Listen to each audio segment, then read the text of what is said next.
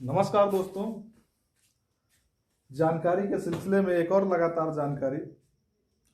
लगातार खबरों में रूस और यूक्रेन से लेके आगे से पीछे तक बहुत सारी जो घटनाएं होती हैं उसमें भारत किसी भी पक्ष में क्यों खुलकर नहीं आता है, उसके कई सारे यहाँ पर फैक्टर हैं। सबसे पहले अगर हम यहाँ पर भारत और रूस के संबंध की बात करें, सबसे पहले भारत जो है रूस का बहुत ही पुराना मित्र है। अगर इसकी मित्रता का सबूत देखना चाहें तो लगभग 1965 की जब लड़ाई हुई थी तो भारत और पाकिस्तान की 1965 में जब लड़ाई हुई थी तो वहाँ पर रूस ने भारत का साथ दिया था, क्योंकि अमेरिका उस समय पाकिस्तान के पक्ष में खड़ा हुआ था। इसलिए तो इसकी हम मित्रता को भी नहीं भूल सकते हैं। उसके साथ ब्रह्मोस जैसी अपने यहाँ जो मिसाइल बनी हुई है वो रूस की ही मदद से है।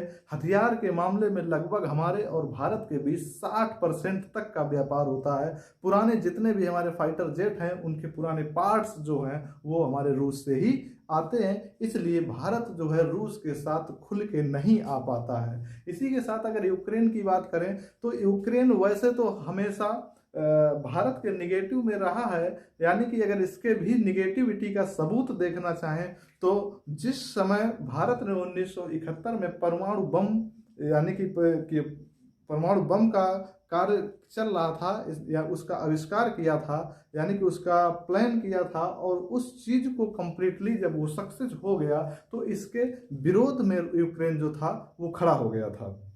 यानी कि इसने मना कर दिया था। इसके वोटिंग जो थी वो भारत के विपक्ष में रही थी कि भारत को ऐसा नहीं करना चाहिए, परमाणु जैसी चीजें भारत के लिए ये वैध नहीं है। इसी के साथ प्रेजेंट टाइम की बात करें तो इस समय भारत में यूक्रेन से लगभग 2 से 3 मिलियन टन सूरजमुखी का तेल का भी आयात होता है। इसी के साथ वर्तमान में भारत के मेडिकल स्टूडेंट जो हैं वहाँ पर अच्छी फैसिलिटी होने के कारण वहाँ पर पढ़ने के लिए जाते हैं। तो इस तरह से फिलहाल आज के समय में अगर देखा जाए तो भारत और यूक्रेन के रिश्ते लगभग सही हैं। इसीलिए वो किसी भी तरीके से सामने नहीं आना चाहता है, क्योंकि दोनों ही कहीं ना कहीं उसके मददगार हैं। और भारत एक विकासशील देश है और विकासशील देशों के लिए ऐसी चीज़ें कहीं ना कहीं निगेटिव फैक्टर के रूप में साबित होंगी, क्योंकि हमें कहीं ना कहीं किसी न किसी चीज़ की ज़रूरत पड़ेगी, क्योंकि हम डेवलपिंग हैं,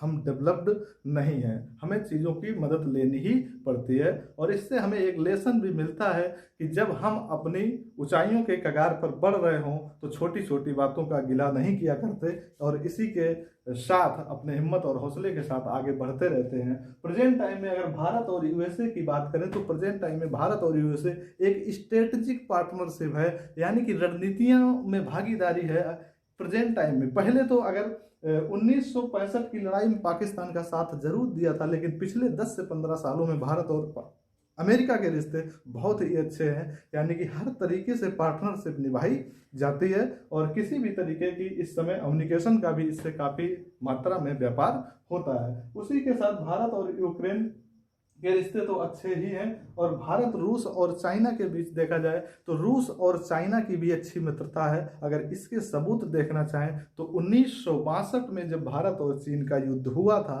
तो रूस ने ना तो भारत की सहमत पर वोटिंग की थी और ना ही भारत और चीन की सहमत पे उसने अकेला छोड़ दिया था। और उसने ये कह के कि आप आपस में बातचीत से मसले को हल निकाल लें। इसी के साथ इसको गुट निरपेक्षता कहा जाता है। भारत एक गुट निरपेक्ष देश है और गुट निरपेक्ष का मतलब सीधा यही हुआ कि आप किसी के सपोर्ट में ना खड़े होके आप सेल्फ डिसीजन के लिए तैयार रहें या तैयारी करें। आप किसी के दबाव में ना आकर आप बिल्कुल स्वतंत्र रहें अपने विचार रखने के लिए।